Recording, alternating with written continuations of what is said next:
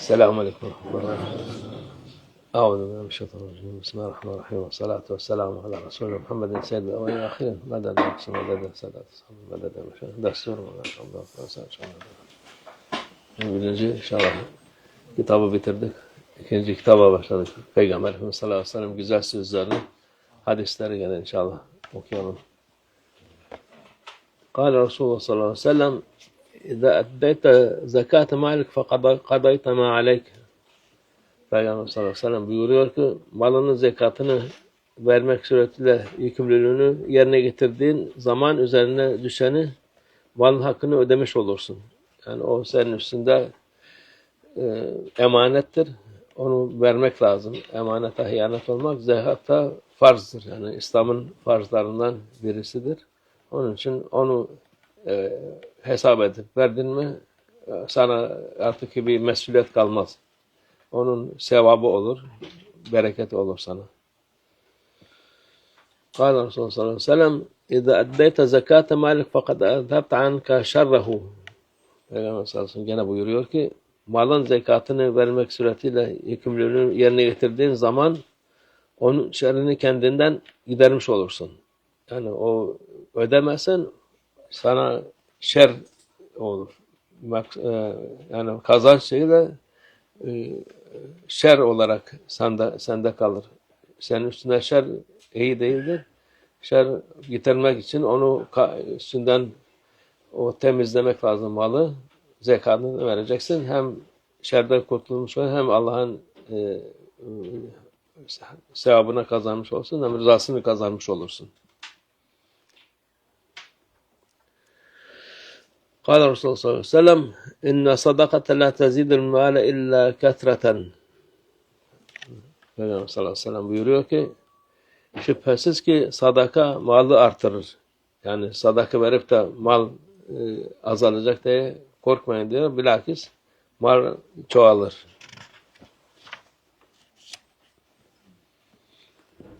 قال رسول الله صلى الله عليه وسلم إن الله تعالى لم يفرض الزكاة إلا ليطيب به ما بقي من أموالكم وإنما فرض المواريث لتكون لمن بعدكم ألا أخبرك بخير ما يكنز المرأة الصالحة إذا نظر إليها سرته وإذا أمرها طاعته وإذا غاب عنها حفظته.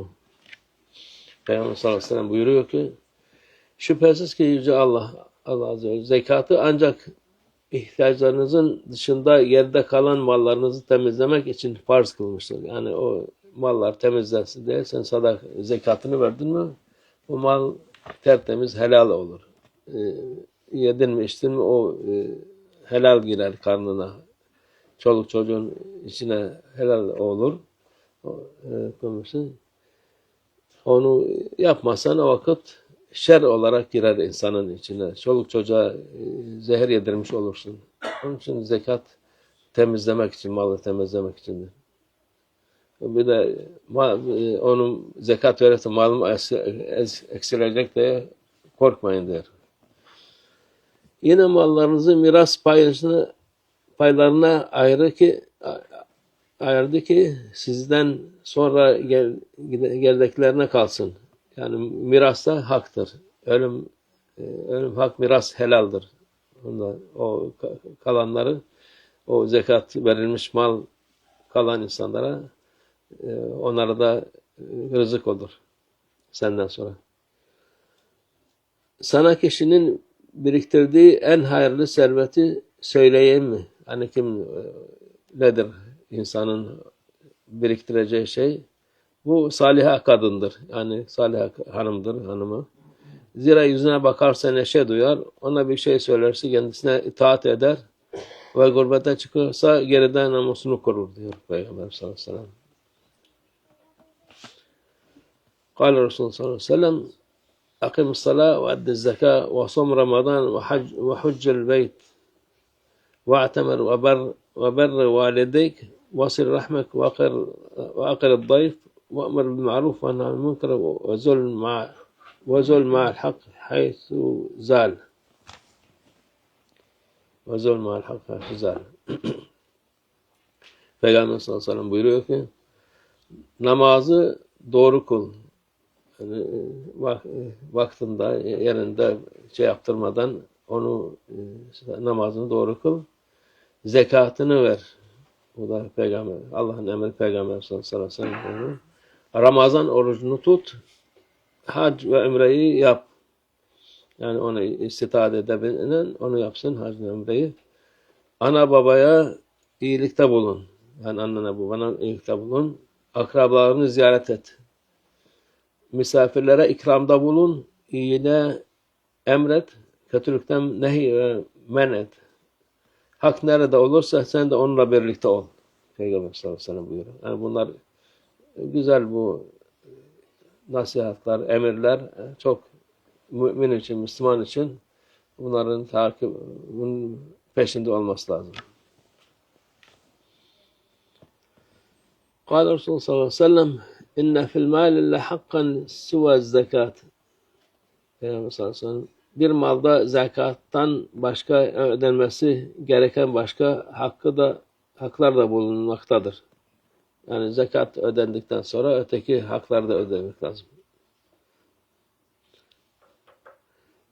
Peygamber sallallahu aleyhi ve sellem buyuruyor ki لَيْسَ فِي الْمَالِ حَقٌّ سُوَى الزَّكَاتِ.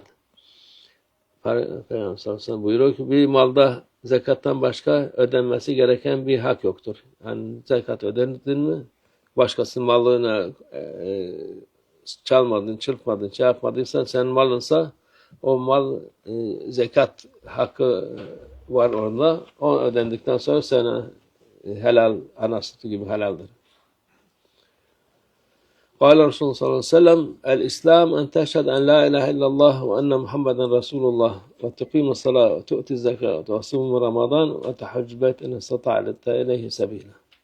Peygamber sallallahu buyuruyor ki İslam şartları işte İslam Allah'tan başka ilah olmadığına, Muhammed'in sallallahu aleyhi ve sellem Allah'ın Resulü olduğuna şehadet etmen. Bu birinci şeydir. İkincisi namazdır. Namaz kılman. Zekatı vermen, Ramazan orucunu tutman ve gücün yeterse yani Kabe'yi ziyaret edip hac etmendir. Bunlar İslam'ın şartları, onlar Peygamber sallallahu aleyhi ve sellem'in emrettikleri. Bunlar da hepsi birer cevherdir, birer hazinedir bunlar. Ahiret hazinesi. Onu Allah insanlara hepsine nasip etsin inşallah. Sadaka Resulullah fîmâ kâle ev kemâ kâle. زيادة إلى شرف النبي صلى الله عليه وسلم وأصحابه الكرام وإلى أرواح جميع الأنبياء والمرسلين خدماء شرائعهم وإلى أرواح الأئمة الأربعة وإلى أرواح مشايخنا في الطريقة النقشبندية التعلية خاصة إمام الطريقة غوث الخليقة خواجة بهاء الدين محمد ويسير البخاري سيدنا من خالق الغزواني مولانا الشيخ شرف الدين داغستاني مولانا الشيخ عبد الله فايز داغستاني مولانا الشيخ محمد ناظم الحقاني وسائر ساداتنا والصديقين ومن حضرتهم وجوارهم Hüseyin Efendi ve Rıfakâ Hacı Mustafa Tarar ve cümlemin geçmişler ruhları için, hayırların şehit şuhadaların ruhları için, hayırların gelmesi, şerrinin def olması için Allah Teala Fatiha. Bizim bir sevdiğimiz mübarek mühtedi olarak 45 sene önce Şeyh Baba'nın önünde şehadet getirip de sonra o Mısır'ın vekili oldu. Bu yıl rahmet kavuştu. Onu bir gayip cenazesi namazını hemen kılar.